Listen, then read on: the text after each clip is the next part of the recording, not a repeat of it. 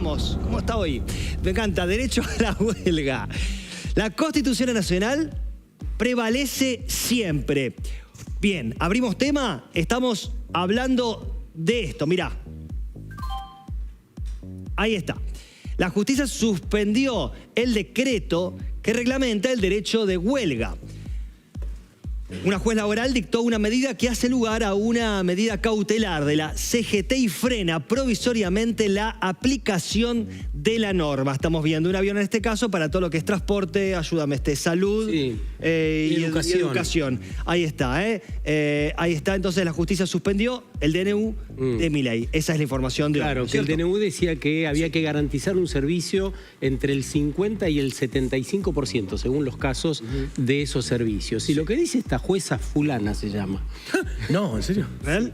Sí, real. Fulana. Yo te la pronuncio en italiano, ¿viste? Fulana. Fulana de tal. Fulana dice que no están dadas las condiciones para que se imponga un decreto de esta naturaleza. Por un lado, el presidente tiene esa facultad, pero no hay un estado de emergencia como para que aplique esa facultad en este caso. Porque el Congreso está funcionando. Dice, el Congreso funciona, las instituciones están funcionando hasta ahora. Si hubiera una situación de excepcionalidad, sí podría tomar esta medida. Por lo tanto, se lo prohíbe tajantemente y le dice, no hay que meterse en esto, ¿no? Perdón, una pregunta. ¿Cuál es el proceso? Yo pregunto a Sergio, Lola, a ustedes que saben todos un poco más el proceso legal de todo esto, pero ¿cuál es el proceso de negar la palabra no son las órdenes, perdón, pero se me fue la palabra que estaba buscando. Las órdenes del presidente, o sea, una cosa que fue un requerimiento.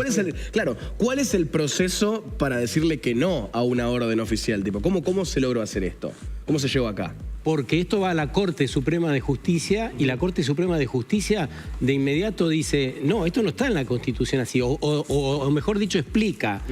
Hay estas garantías, el presidente puede hacer esto y no puede hacer esto otro. Pero ahí interviene la Corte Suprema y, digamos, ante eso, ahora, no sé si el presidente apelará, cuál es, cómo ¿Puede sacar, pregunto, para saber, ¿lo puede sacar por un decreto? Es decir, quiero... No, porque lo que le está prohibiendo justamente es exactamente... Entonces no puede... Excepto porque le dice tajantemente que están funcionando los otros poderes, que tiene que atenerse a eso. Claro, es un decreto, o sea, vos podés emitir un decreto. Claro.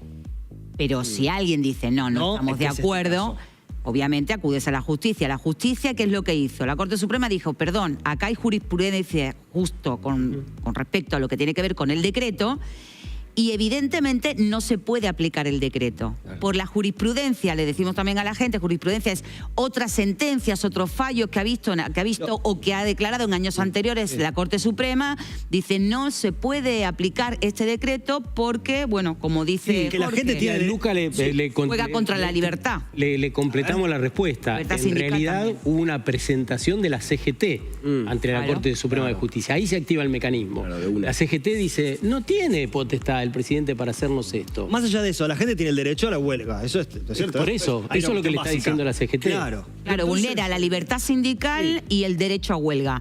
Basándose en esas dos cosas que vulnera, la Corte Suprema dice no, esto no puede llevarse a cabo. Por eso lo digo porque mucha gente cree que porque uno es presidente y pone decreto, el decreto va para adelante. Hay algo que yo siempre lo digo, creo que ya lo he dicho aquí como 3 o 4 veces. Nosotros tenemos una Constitución hermosa que nos recontraprotege. Entonces, por más que un presidente quiera hacer un decreto, ese decreto, él, el presidente, el que venga, el que vino, todos se tienen que atener a lo que dice la ley. Y la última palabra siempre la va a tener la Corte Suprema. Gracias a esto se dio avanzó lo del Garrahan. No, lo del Garrahan ha sido, o sea, que lo del Garrahan ha sido una propuesta por parte del gobierno ante la huelga y los reclamos que hubo la semana pasada, y de esa propuesta que fue de 700.000 a 1.300.000, entre comillas, porque hay otros valores en el medio, que obviamente los médicos del Garrahan dicen no es suficiente, pero obviamente es mucho mejor. Y posiblemente mañana vayan a huelga otra vez. Lo digo, gracias a esa huelga, ¿no? Digo, se consiguió lo que se consiguió en lo del Garrahan. Claro. Hoy por hoy, digo, esto del derecho a huelga, ¿no es cierto? Lo que habría que... Sí, Carlos, dale. Perdonen, y un poco para acompañar lo de Sergio. Lo que hay que entender que son derechos esenciales. Y a partir de eso, en el caso, por ejemplo, de la aviación, la Asociación de Pilotos hizo una denuncia a la OIT razón por la cual esa denuncia le dieron lugar, y es altamente probable que la semana que viene o el 10 de junio haya un La semana paro. que viene, martes próximo. Haya un paro. Y en la esencialidad de esto no puede funcionar con un decreto. Tiene que ir al Congreso y debatirlo, diputados y senadores. Un poquito más. ¿Querés decir? No, que claro, me parece que todo termina siendo, por más, sin tirarle una piedra, por más la boca del presidente, las ideas principales que lo llevó a la presidencia, todo termina siendo un tema Pero que, ¿sabés qué pasa? judicial que no está fuera de sus manos. Vivimos en un Estado de Derecho y como tal, todas las cosas se tienen que debatir. Pero la gente que lo votó no sé si compró esta idea. A ver, que es la realidad. Me parece que mucha gente hoy en día está siguiendo políticas que no se apegan con lo que es esta realidad que estamos viendo hoy, que vimos con el Garrahan y que vimos con Justificando, decís vos. Claro, exactamente. Mucha gente justifica la parla. Yo lo que digo es que todos los extremos son malos. Claro. Todos los extremos son malos. En cualquier gobierno, en cualquier lugar. Obvio. Digo, y en esto del extremo malo no se puede pasar de un polo al otro sin que medie la natural conversación, que es la que tenemos que tener todos. Pero además... ¿Me ayudan con algo? Si todos tenemos derecho a huelga, ¿no? ¿No es cierto? Es el ciudadano. El Poder Ejecutivo, el presidente, quiso sacar un decreto. ¿Qué es lo que quiso sacar en realidad? ¿Qué es lo que, digamos... Quiso reglamentar el derecho. Digo, no es que no sepa, ¿no es cierto? El presidente que todos tienen derecho a huelga. Pero, ¿qué fue lo que quiso...? ¿Cuál fue el mensaje? Quiso reglamentar una parte para poder garantizar ciertos servicios. Ok. La educación, los vuelos, el transporte. Voy por parte, es para entender nada más. ¿Eso está bien o no? Pregunto. ¿Moralmente o para mí, reglamentarlo? un poco con lo que decía Carlos, ¿no? Sobrepasar por derechos que ya están muy claros en la Constitución Nacional es de alto riesgo institucional. Porque, digo, hoy se le ocurrió esto, mañana se le puede ocurrir cualquier cosa y dice, yo soy el presidente y veto... Ese era mi miedo. Un poco esto que decía Luca, ¿no es cierto? De que la gente, no sé si es que votó eso decía. No solo que la gente votó eso, pero la gente como yo que no votó eso, tenía, me parece, inicialmente un miedo de, ok, acá entonces estamos en Narnia, vamos a hacer y no es la verdad esa. Sí, Lola, que hay dos cosas. Una importante, que es que el Estado argentino, cuando se adhiere a tratados internacionales, se compromete a cumplirlos. Claro. Entonces, no es solamente la Constitución, no es solamente la jurisprudencia, sino que además nosotros nos hemos comprometido con organizaciones internacionales a cumplir legislaciones que se han acordado internacionalmente y eso también nos protege, eso por un lado. Y por el otro, yo creo que también desde que este gobierno está... justamente gobernando, valga la redundancia, ha habido ya varios ítems donde la gente dice, ok con tu bajada de inflación, ok con la macroeconomía, ok con que sacaste los piquetes, ok con reordenar XXX. Pero con las universidades no. Ya lo vivieron con las universidades. Con el Garrahan no. Lo acaban de vivir. O sea, quiero decir, esto de no voy a dar un paso atrás no es tan así. Porque cuando ellos sienten que pega abajo, dan marcha atrás. Lo cual demuestra que protestar sirve. Déjame darte un ejemplo que me parece... preguntarte del tema de aerolíneas. Sí, justamente porque está en la imagen del avión. Sí, mirá, por eso. En la semana hemos escuchado que desde el gobierno quieren modificar los descansos de los pilotos y los tripulantes de cabina. Lo quieren comparar con, por ejemplo, lo que pasa en Estados Unidos, que no está mal, si las condiciones laborales fueran las mismas. Claro. Lo que les quiero decir es que esta regulación que tenemos actualmente lleva más de 50 años. ¿Y qué trajo aparejado? Un índice de accidentología prácticamente paupérrimo, muy bajo, nulo. Entonces, a propósito de esto, si vos ves que hay una actividad que funciona, que no te trae aparejado inconvenientes de cualquier tipo, modificarlo es un riesgo enorme. Y sobre todo, modificarlo por decreto. Entonces, parte de, yo lo dije así al pasar y lo voy a ratificar, parte del paro de la semana que viene tiene que ver con la no recomposición salarial, con la modificación de los descansos, porque para eso tenés que modificar una ley. Y eso altera la seguridad operacional. Entonces, yo digo, esto no es tan simple. Yo sé que la gente por ahí tiene otras necesidades, hay otros temas, está bien. pero esto es muy importante. ¿Y cómo cae eso del paro? ¿Viste qué pasa con la gente? ¿Qué pasa los pasajeros? Digo, Mira, yo sé que es muy molesto. porque es molesto. Es muy molesto. Sí. Y en cierta medida, aquel que compra un billete... No solo porque hay quiere viajar. Turista, de todo es válido, ¿no? Y está bien. Pero más allá que está el éxodo turístico, pero digo, más allá de eso, por un tema de trámite, familiaridad, urgencia, de moverse, ¿no? Lo que pasa es que si las cosas tuvieran un orden en cuanto al diálogo, porque vos acordás una mejora salarial, la trabajás, cosa que se demora. Casi hasta te diría que lo hacen a propósito hasta llegar al paro y después vemos. Claro. Cuando vos decís hay que dialogar sobre los descansos de los tripulantes, lo que estás haciendo es cuidar al pasajero. Claro. Porque ninguno de nosotros, digo, ahora me pongo al lado del pasajero, quiere volar con un piloto que no tiene el descanso adecuado, con una tripulante de cabina que no lo tiene. Totalmente. Porque mientras el avión vaya derecho, bárbaro. Ahora, el día que pasa algo que nadie desea, tu capacidad de reacción es completamente distinta. Entonces, estas cosas hay que dialogarlas. Y me parece que si vos no tenés la posibilidad de sentarte con la autoridad y decir, bueno, busquemos un camino intermedio o el que sea, sin posibilidad de que los especialistas... Mirá, yo participé de un seminario hace muchos años que lo dio un gurú de administración que se llama, creo que vive, Tom Peters. Y de todas las frases que dijo, la que más me acuerdo es aquella donde, referenciando a la Argentina, decía... Porque somos referentes, muchas cosas. Lamentablemente, en los lugares donde se requiere toma de decisión, la gente no es idónea. Y eso a mí me quedó. Porque vos decías... ¿Viste? Es lo mismo que me llames a mí y me diga, mira, tenés que conducir o por lo menos gestionar el hospital peruano. Pues yo no soy médico. No, porque la política lo amerita, lo necesita. Sí, pero yo no tengo el expertise. Te voy a poner un ejemplo. Hoy en el diario El Cronista, un asesor digital de alguien del gobierno va a formar parte de lo que va a ser el directorio de una empresa que se dedica a energía nuclear. Y esta persona viene de asesorar digitalmente a alguien del gobierno y es abogado. Explícame, digital, abogado, energía nuclear. Yo lo estoy pensando, ¿eh? Esta semana te saco la relación, porque viste que yo te conecto todo. Sí. Pero para esto voy a necesitar una semana mínimo. Le quería decir una cosa a Carlos, con esto que hablabas de la seguridad. Justamente cuando se produce el accidente en helicóptero de uno de los referentes empresariales también de tecnología, que muere él y toda la familia, la oposición acusó a Trump justamente de estar bajando los estándares de protección de los pilotos en cuanto a formación, a descanso y un montón de cosas, y los señalaron casi como uno de los culpables o una de las situaciones que están provocando que ocurran cada vez más accidentes en Estados Unidos.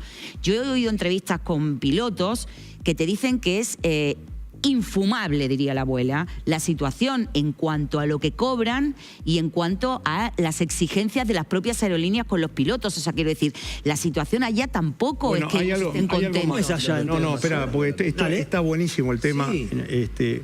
Hay algo más, que es el ingreso por igualdad de género. Ahí entramos. Y eso es terrible, porque vos, en compañías, yo te hablo de una compañía aérea que lo único que por ahí puedo desarrollarme más en términos de tener la experiencia. Vos haces ingresos por capacidad. O sea, un piloto ingresa a una compañía, rendís un examen, a mí me tocó, debe haber sido el único momento que estudié, pero para esa estudié. Rendí un examen de ingreso, éramos 200, entramos 6. Ahora, los 6 que entramos, nadie te preguntó si era hombre, mujer, si venía del ejército. Mira. Fueron los 6 primeros. Sí. Y en Estados Unidos ahora, por igualdad de género, están ingresando a las compañías, al ejército, proporcionalmente cantidad de hombres y mujeres. Y a lo mejor la señora que está ingresando, la señorita, no tiene la misma experiencia de su oponente para el ingreso. Y no te preguntás, Carlos, ¿quiénes toman esos exámenes? Porque por ahí también tienen un sesgo por el cual interpretan que son mejores los varones que las mujeres, ¿no? Bueno, yo te digo esto, y total lo vamos a escuchar nosotros. Las mujeres vuelan mucho mejor que los hombres, sin lugar a dudas. Eso digo. Son mucho más prolijas. Pero en la misma condición, o sea, vos no podés tomar un piloto con 1000 horas y otra tripulante con 10. porque le faltan 990 horas para equiparar. Y eso es lo que está pasando en Estados Unidos. Pero hay que hacer el esfuerzo. Claro, hay que hacer el esfuerzo para que la paridad exista. Yo no creo que no haya una mujer que tenga esa dieta. No, por supuesto que la hay. Búsquenla, pero digo, me parece que la salida no es seguir como veníamos antes. Y con esto, hablando de esto, acá está en el medio lo del Garrahan, que es gravísimo porque no se va a solucionar. Nos ilustraba la semana pasada Lola y nos decía... Están como hace 6 meses trabajando para arreglar la administración y no hicieron nada. La política está acostumbrada a esto, ¿no? A meter personas. Es posible que haya algunos ñoquis. Sí. No sé cuántos, no sabría decirte. Sí. Pero lo hizo el gobierno anterior, lo hizo el otro gobierno, y seguramente lo está haciendo esto, pero te lo firmo ahora, este gobierno también. Por lo tanto, lo que a mí me llama mucho la atención es que tomen medidas restrictivas salariales, nada menos, que involucran no solo a miles de trabajadores, porque por ahí hay algunos ñoquis, sino a sus familias. Y lo que digo es, ¿por qué no actúan antes administrativamente tomando todas las medidas que sean necesarias y después, en todo caso, recomponen la plantilla si es que hay un exceso en la plantilla? Pero antes asegúrame el sueldo, asegúrame el problema de fondo. Trabajemos antes de que explote todo. En Ushuaia pasó lo mismo. Y le van a sacar toda una serie de ventajas que tenían las fábricas por las cuales daban trabajo a miles de personas, le sacan los beneficios sin antes prever dónde va a ir a trabajar esa gente. Y yo digo, che, ¿pero no pensás que en el medio hay gente? ¿No pensás que hay hijos, que hay mujeres, que hay hombres que se van a ver perjudicados, una familia entera que no va a cobrar el salario, por lo tanto no va a morfar? Terminan siendo números para estas personas. Sí, hay una cosa que me gustaría agregar nomás antes de que nos vayamos a este tema rápido.